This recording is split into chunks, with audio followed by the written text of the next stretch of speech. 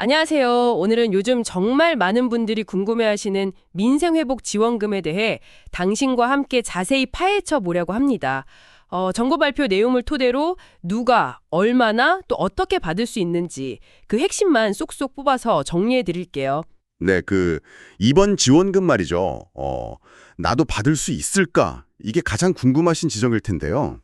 좀 복잡해 보일 수도 있지만 오늘 저희랑 같이 보시면 당신이 해당되는지 또 예상 금액은 얼마인지 신청 방법까지 좀 명확하게 아실 수 있을 겁니다. 네네. 그러니까 나는 안 되겠지 이렇게 미리 포기하지 않는 게 중요해요. 맞아요. 가장 먼저 짚어야 할 부분이 바로 그거 같아요. 이번 지원금이 이게 안타깝게도 전 국민 대상은 아니라는 점이잖아요. 그렇죠. 그래서 최대 52만 원까지 받는 분도 계시지만 아예 전혀 해당되지 않는 분도 있다는 거죠. 네, 여기서 많은 분들이 좀 오해를 하시는 것 같아요.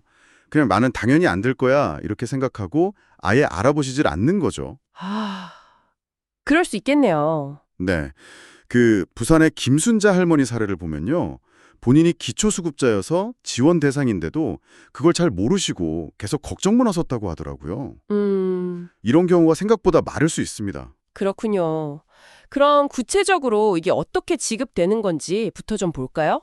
현금은 아니고 지역사랑 상품권이나 선불카드, 카드포인트 이런 형태라고요. 맞습니다. 선불카드는 교통카드처럼 미리 돈이 충전된 카드다 이렇게 생각하시면 좀 쉬울 것 같아요. 아하, 네네. 사용처는요? 대형마트나 백화점 같은 일부는 제외하고요. 동네 마트, 식당, 전통시장 이런 데서 사용할 수 있습니다. 지급 시기는 아직 국회 예산 통과가 되어야 하지만 일단 계획은 7월 중순에 1차, 그리고 8월 중순에 2차 이렇게 나눠서 지급될 예정입니다. 자, 그럼 이제 진짜 가장 중요한 부분이죠. 도대체 누가 얼마를 받게 되는 걸까요? 1차 지급액부터 좀 따져보죠. 7월 중순 예정이라고. 네네, 7월 중순인데요. 일단 기초생활수급자는 40만 원입니다. 40만 원? 네, 그리고 차상위 계층이라고 있는데 이분들은 30만 원인데요.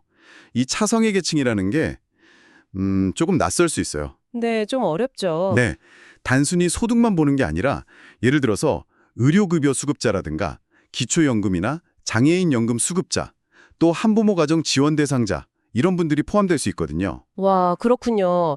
그럼 생각보다 나도 해당될 수 있겠는데 하시는 분들이 꽤 많겠어요. 맞아요. 특히 기초연금 받으시는 어르신들은 이거 꼭 한번 확인해 보셔야 합니다. 네, 그럼 기초수급자나 차상위 계층이 아닌 일반 국민은 1차로 얼마를 받게 되나요? 일반 국민은 1차로 15만 원이 지급됩니다. 그런데 여기서 끝이 아니에요. 아, 또 있어요? 네, 인구 감소 지역, 그러니까 강원도 정선이나 경북 영양, 전남 고흥처럼 인구가 좀 줄고 있는 지역들이 있잖아요.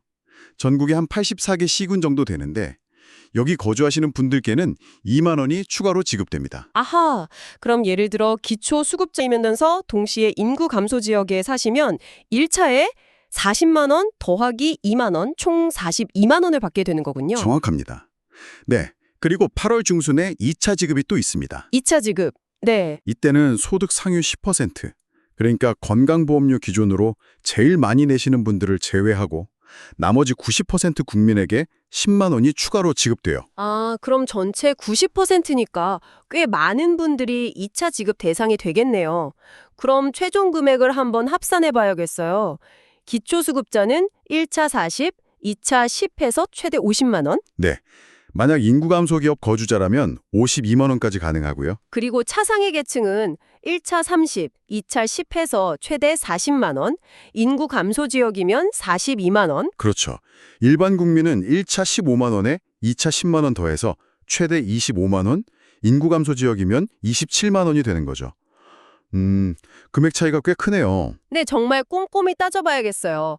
신청은 어떻게 하죠? 혹시 자동으로 들어오거나 그런 건가요? 기초수급자의 경우는 별도 신청 없이 지급될 가능성이 높긴 한데요.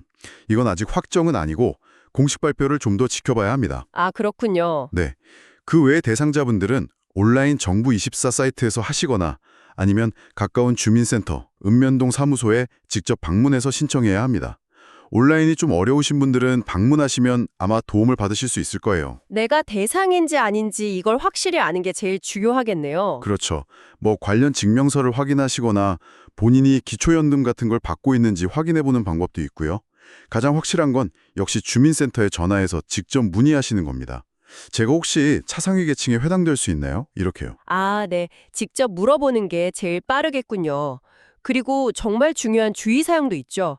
요즘 이런 지원금 관련해서 사기도 많다고 하던데요. 맞습니다. 이건 정말 꼭 기억하셔야 하는데요.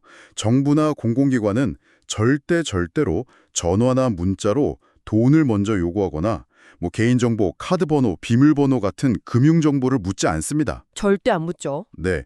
신청하려면 수수료 내라, 무슨 앱을 설치해라, 카드 정보 알려달라 이런 연락 오면 그냥 100% 사기입니다. 절대 응하시면 안 돼요. 네, 절대 안 됩니다. 오늘 이야기의 핵심은 결국 나는 안 될 거야. 이렇게 미리 단정 짓지 말자는 거네요. 맞습니다. 특히 아까 말씀하신 기초연금 수급자처럼 본인이 차상위 계층에 해당될 수도 있다는 가능성, 이걸 꼭 열어두고 확인해 보시라는 점 다시 한번 강조하고 싶습니다. 네, 아까 말씀드린 그 부산의 김순자 할머니도 본인이 대상자인 걸 알고 나서는 한시름 덜고 손주 용돈 줄 생각에 기뻐하셨다고 하잖아요.